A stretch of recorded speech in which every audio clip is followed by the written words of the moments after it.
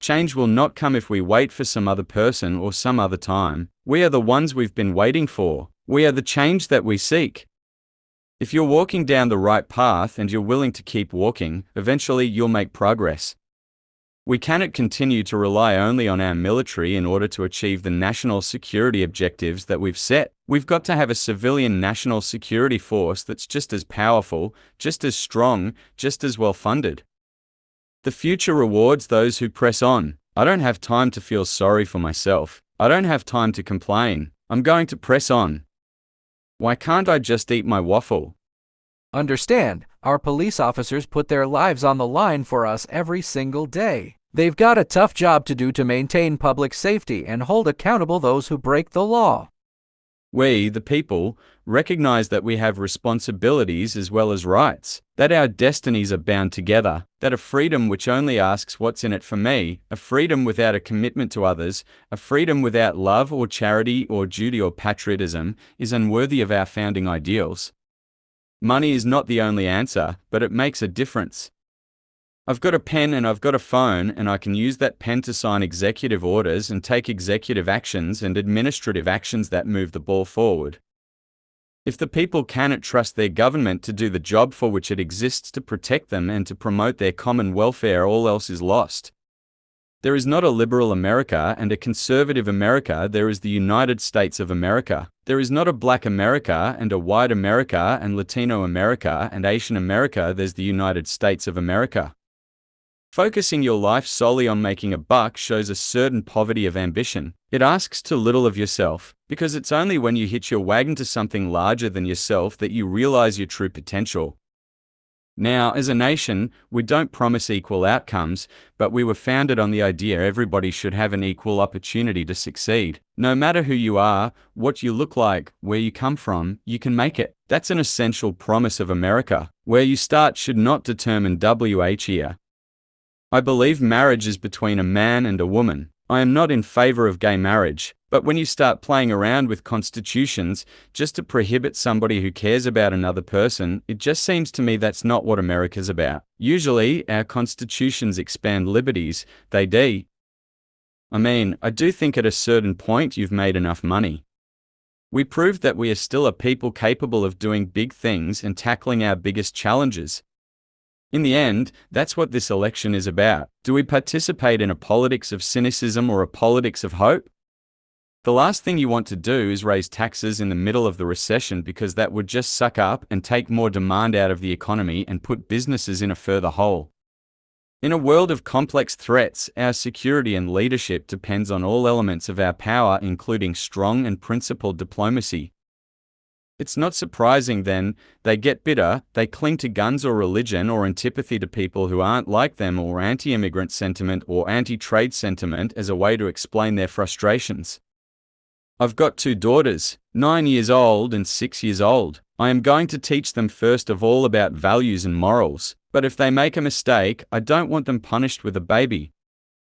It's not enough to train today's workforce. We also have to prepare tomorrow's workforce by guaranteeing every child access to a world-class education.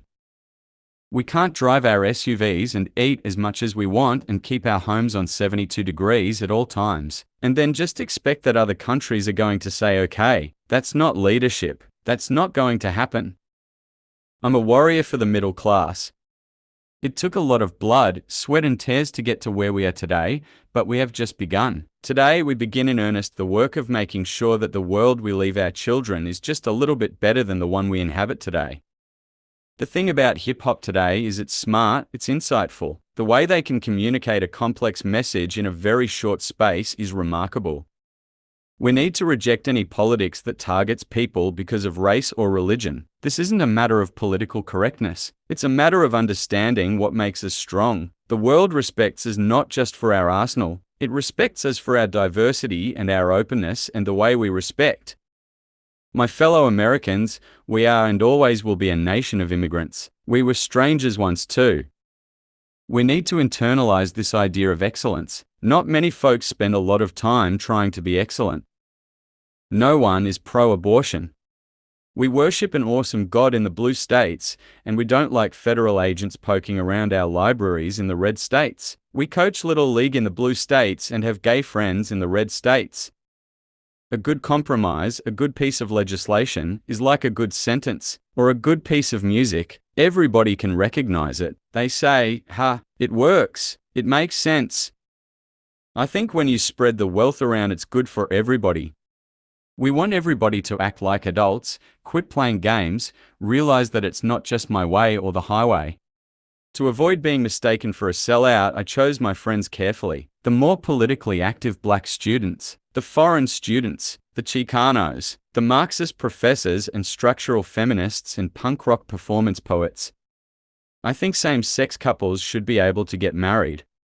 I'm the President of the United States. I'm not the Emperor of the United States.